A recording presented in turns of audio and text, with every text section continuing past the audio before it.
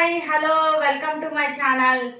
ఇవాళ నేను చల్దన్నం అంటే ఇది చద్దన్నం కాదు. చద్దన్నం అంటే రాత్రి అన్నం మిగిలితే దాంట్లో పెరుగు వేసి ఉల్లిపాయ వేసి అది చేస్తారు. అది కాదు ఇది.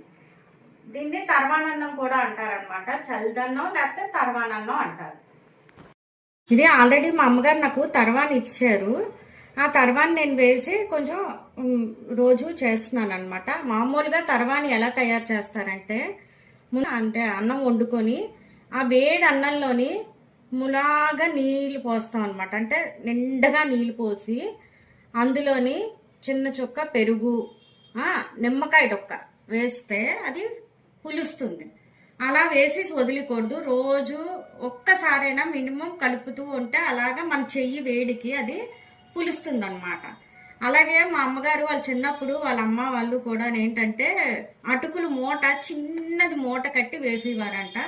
ఆ అటుకులు విడి అందులోకి వెళ్ళి అది కూడా అలా కూడా పులుస్తుంది అనేసి మా అమ్మగారు చెప్పారన్నమాట.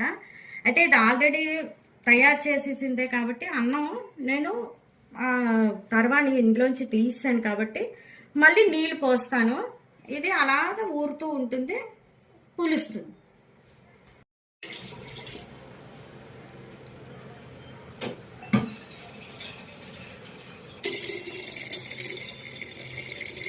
దెబ్బకాయలు ఉంటాయి కదా, దెబ్బకైనా వేసినా పులుస్తుంది. అలాగే అటుకుల మూట అయినా వేసినా పులుస్తుంది. ఎలాగైనా పులుస్తుంది, పర్వాలేదు. అయితే ఈ పులిసినని చెప్పేసి ఒక 10 రోజులు 20 రోజులు అలా ఉంచకూడదు. ఈ అన్నాన్ని మనం అలా మారుస్తూ అంటే నీళ్లు శుభ్రంగా కడిగేసి మళ్ళీ నీళ్లు పోసుకుంటూ మళ్ళీ మార్చుకుంటూ అలా ఉంటే అన్నం పాడవదు, తర్వాని పాడవదు. వేసవకాలం వెళ్ళే వరకు కూడా చాలా బాగుంటుంది, ఉంటుంది. అది ఈ చల్దన్నం ఏంటంటే ఈ చల్దన్నంలో ఉప్పు, నూనె, వాము వేసుకొని అంటే నువ్వుల నూనె ఉంటే నువ్వుల నూనె వేసుకోవచ్చు, లేదా అంటే మామూలు నూనె అయినా వేసుకొని ఉప్పు, నూనె, వాము వేసుకొని తింటే కడుపుకు చల్లగా ఉంటుంది.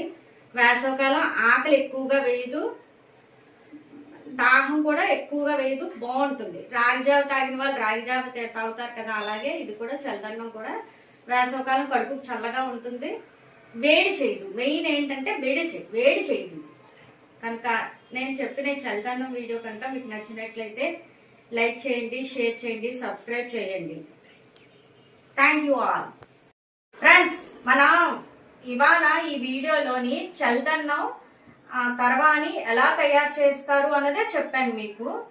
తర్వాత వీడియోలో ఏంటంటే ఈ చల్దన్నాన్ని ఎలా తినాలి సంథింగ్ అంటే మీకు ఆల్రెడీ చెప్పాను. అంటే ఎక్కువగా ఎందులో తినాలి, ఎలా తినాలి, ఎలా నిల్వ ఉంచుకోవాలి అన్నది కూడా మీకు చెప్తాను. ఫస్ట్ వీడియోలో మీకు చల్దన్నం తయారు చేయడం, తర్వాని ఎలా తయారు చేయడమే చెప్పాను.